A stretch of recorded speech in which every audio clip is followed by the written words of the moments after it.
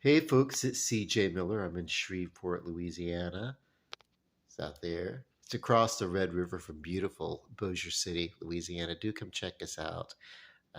So yeah, I'm wearing a bandana on my head, not to be all tough, but because uh, I just came in from the gym and haven't done my hair yet. But it's time for me to do another uh, little segment that I started called. What did I call this thing?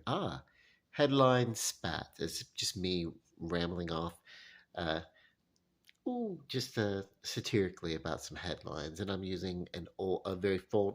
Let me go ahead and this is going to get on my nerves. I'm going to go to the phone that I'm using, and I'm going to stop the auto rotate. There we go. Because every time this phone's it's very sensitive. It's an older phone.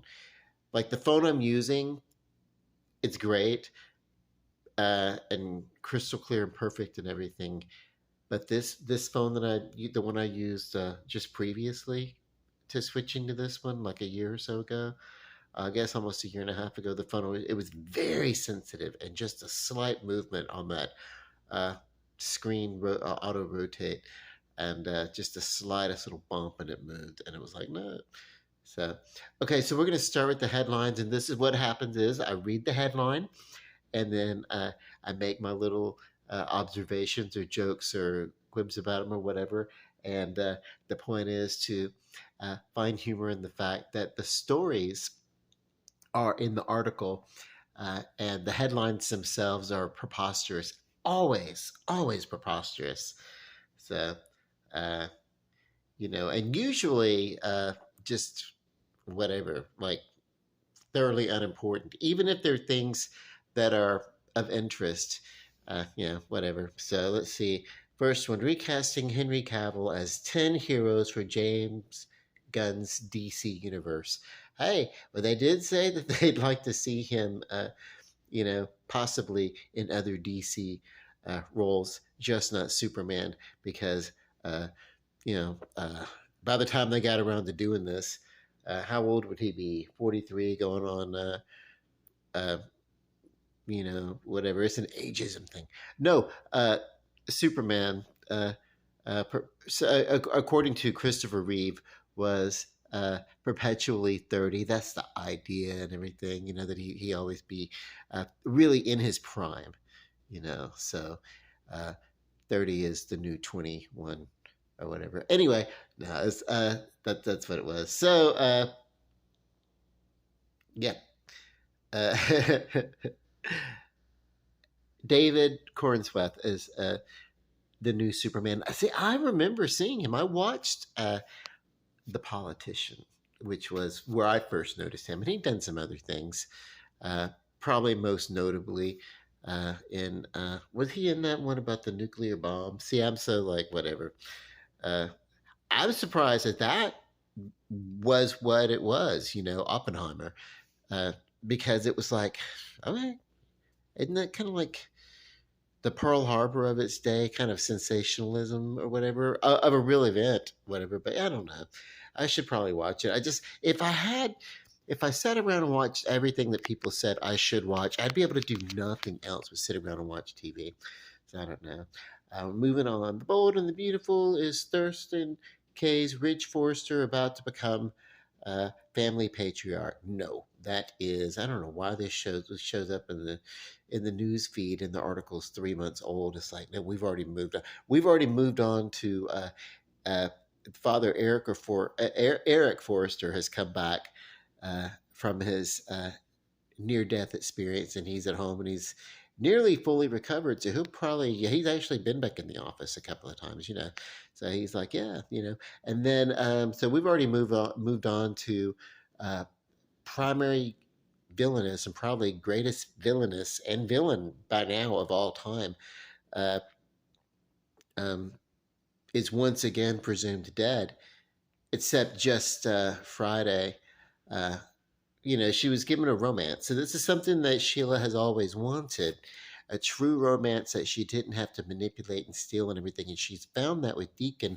The problem is Deacon is connected to the Forrester family on this show. And this is a family that whose members like, and it's not all Sheila's fault too. I will let you know, but that Sheila's pretty much shot. Let's see, one, two, three, four, five. She shot five members of the family. Well, one, two, three, four. Yeah, yeah, yeah. And I'm gonna let the train get by. Uh, it's not an exceptionally loud train on my end of downtown, but yeah, I don't know if you can hear. We're probably good. Y'all see that thing last night? Now this is a headline thing from the news, where there was a late night thing on Sunday where they were doing like a report on like trains idling in small towns and neighborhoods throughout the country, and it's like idling for hours and hours and hours, and it's like no, just come through there and don't idle, just roll through and get your ass out of the way. But if you're idling in the neighborhood, then you're contaminating the air quality within the neighborhood, and with light pollution and with noise pollution and this or that, and I don't know. But yeah, it was mostly people who bought like new it was mostly you know uh, the upper middle class people on this report that were having issues with it. So I don't know. But anyway, yeah. Anyway, Sheila shot all those people, and then she showed up.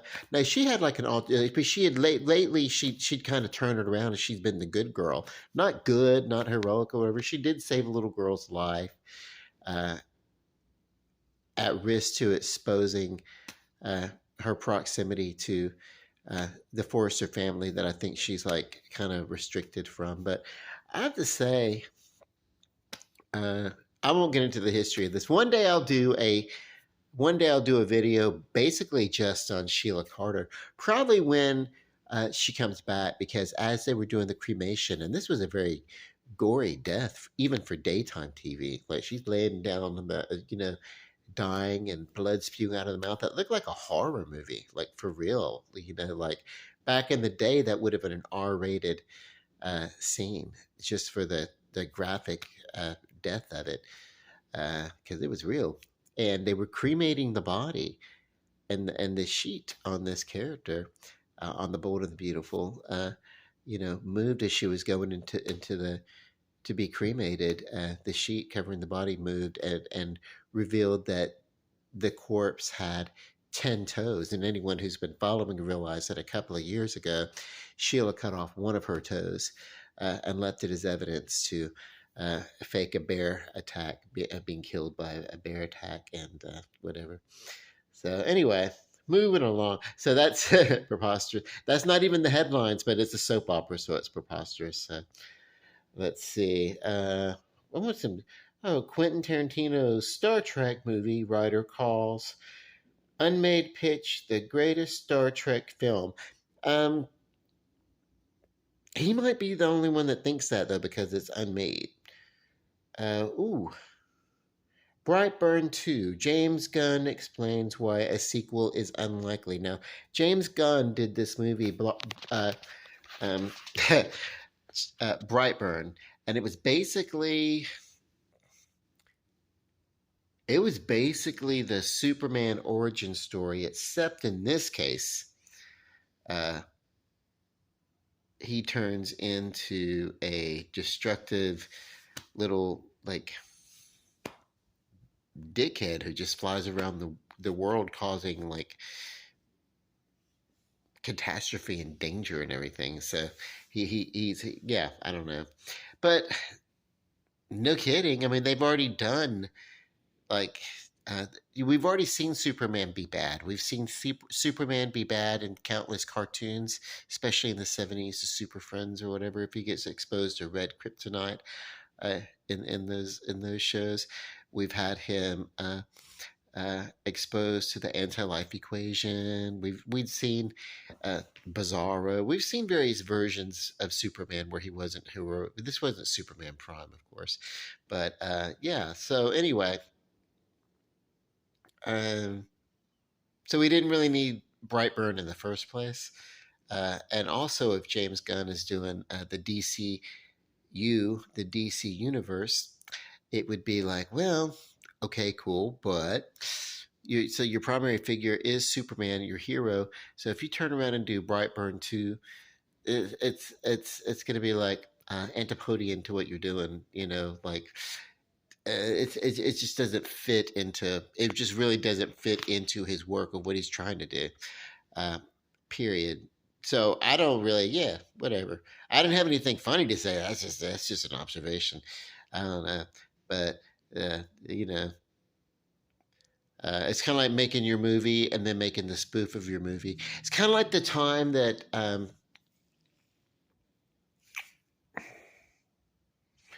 who was it? Someone, Dino De Laurentiis or something. They did a movie about um, a ship, a sunken ship, and it was during that time when they did the monsters on the ship, and I forget what it was. One of them was Leviathan, and I think there was another one, Virus, that was almost a clone of it. Jamie Lee Curtis was in that. She kind of pulled off the uh, that was her big Sigourney Weaver action thing. Then later on, she visited the character of Laurie Strode, where she proceeded to beat the hell out of Michael Myers in every one of those movies. So she was no longer uh,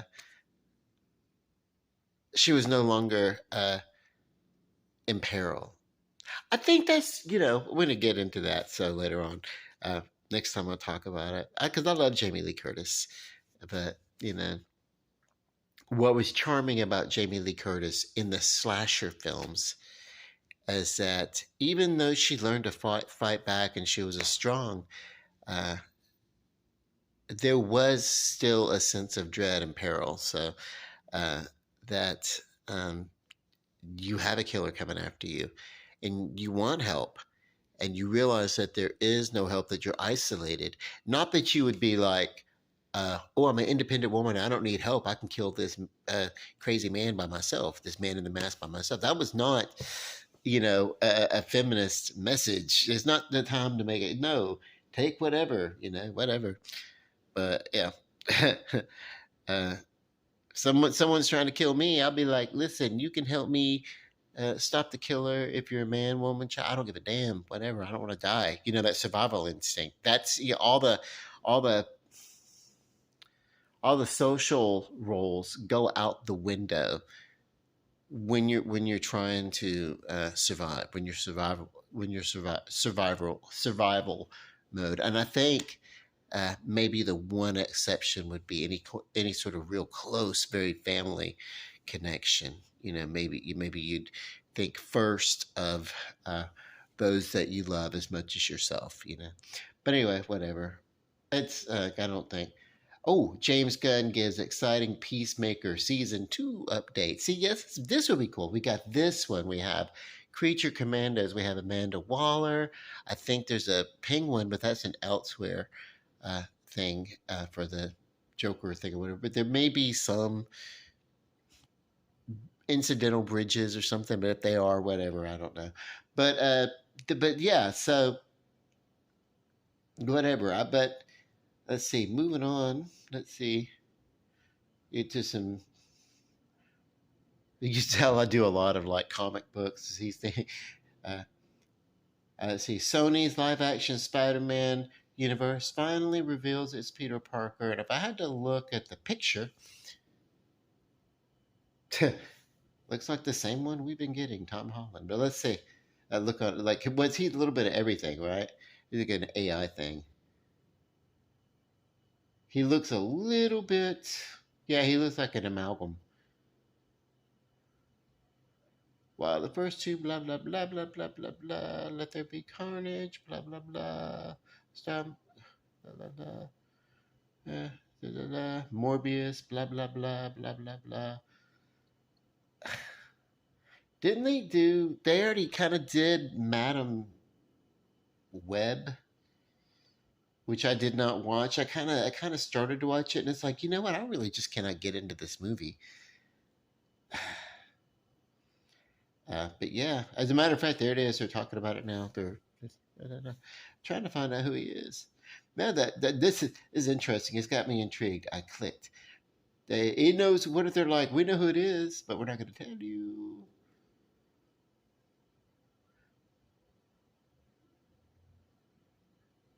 And they originally intended to feature Andrew Garfield's version of Spidey, which is interesting because that is the that was their Spider-Man after Tobey Maguire.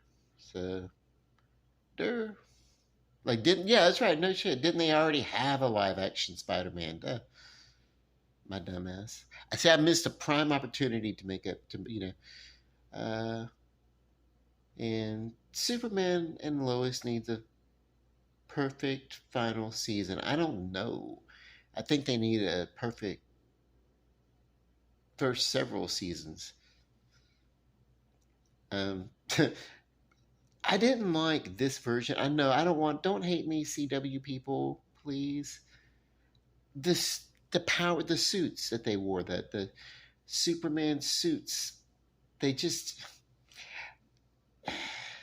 I don't know. I didn't. They didn't look anything like they look like some sort of. They look like a rip off of what a Superman suit should look like to me. Like whatever you thought it would look like.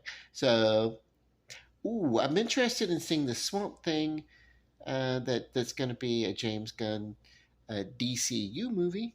Cool. I did see the first couple of movies. The first one was actually this was going to be a kind of a horror inflection because he's like kind of like a swamp monster, swamp thing or whatever, like a pissed off salad. But he looks like not even really a pissed off salad. He looks like you know collard greens.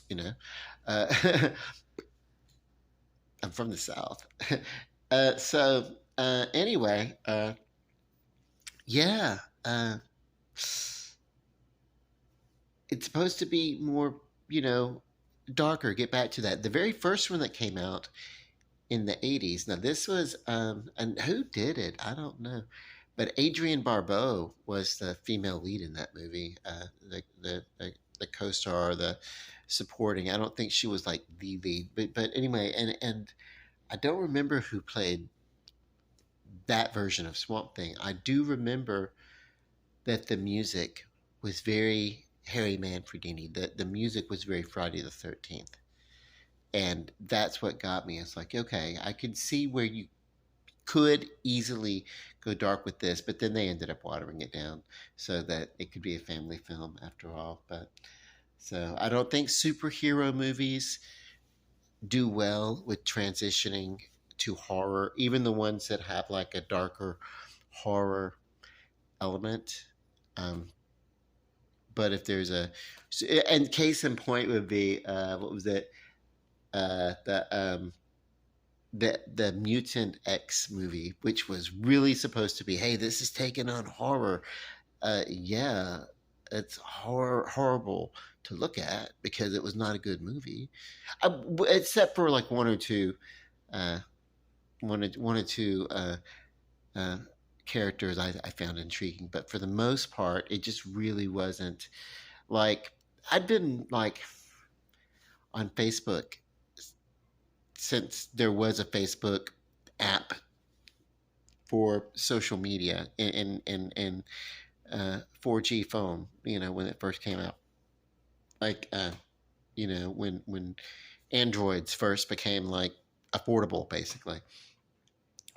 Shortly after my niece installed like Facebook for me, and at the time I didn't know. It's like I thought it was a computer thing, and I didn't have a computer. Much like now, the laptop I was using got destroyed. So anyway, uh, and I just never replaced it and everything. But I kept that Facebook the whole time, and I've seen that whole thing about you got one wolf that's a dark wolf and one wolf that's a white wolf, and which one's stronger? The one that you feed. And that was the whole punchline of that, the Mutant X, but it was bears. Which bear? The bad bear, the good bear, whatever. And then it was like stupid as fuck. I don't know. Maybe like uh, a fourth grade girl might have enjoyed that movie. Maybe I don't know. I fell for it though. It was like it was a horror movie. You know, it was almost interesting. Doctor Strange had like the zombie element. So who else? You know, that last one, Doctor Strange in the Multiverse of Madness. Uh, when he possessed his own body, that was pretty fucking awesome. I will say. Ooh, Popeye the Sailor Man. Is this real? I knew they were talking about it. I'm gonna be so pissed off if I click on it. I'm gonna click on it. I clickbait. I fall for clickbait. Isn't the same as everyone else's. That's why agency. Do you guys remember Robin Williams' version of Popeye, the live action? That they should have done a sequel to that one, but you know we needed the world according to Garp. Let's watch it together. These men took the only person I care about. Hold on. And for that. And for that. They'll feel the wrath of spinach running through my muscles. I will hurt them. And I will shake their boat. He doesn't sound like Popeye. And I'll get all of. This is the quickest way to hold on, let me. Fiber helps you. Oh wait. Right? Nope. Fiber. I'm sorry. My dear Popeye. Yep, no, it's not real. And the reason why I didn't think it was really real is because, you know, Popeye, but they should have done a sequel to because we got this. By the way, do you know what was great about Popeye? Just the character of Popeye is that it not just the sailor part that he was a sailor, but it's just he had that Andy Capness that it was like a character, but it was just like kind of real life story. Like there was all like he reminded me of people in my family. They except in this he would have spinach instead of beer. Basically Andy Cap would actually have beer, and his wife would come chase him home with the rolling pin or whatever. But no, Popeye, and there was always the it was always over a girl, the bullshit, fighting the other guy, the Brutus and everything. There was always a good guy, and then the girl playing back and forth, whichever one. Basically, because to be honest, even in the cartoons early on, it's like she in the comic strips or whatever, like olive oil. That's so funny. She would kind of bounce back and forth, basically depending upon. She was fickle about it for whatever her reasons, and so later on, she became more of a, oh my god, he's a brute, and would end up like he'd be trying to snatch her and take her away like Donkey Kong, and Popeye would come. But these were like real, very realistic characters and realistic. Even there was some of that, some of those qualities in my family growing up. I mean, we were Southern. Those people would get into fights, whatever. So anyway, let's see what else. I don't know, but I know that they were thinking about a Constantine too. I don't want to. Now I've got like what we call little trauma. Trauma with a not a capitalized T, but I don't want to click on the Constantine 2 trailer because what if it's not a real trailer? Oh my god.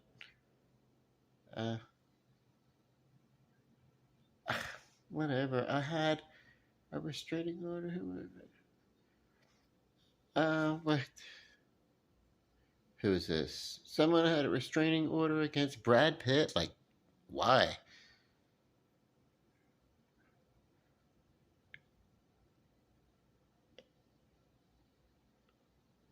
Oh, that was his joke. Why he never worked with um, um, Brad Pitt, why he didn't work with Leonardo before. Brad Pitt was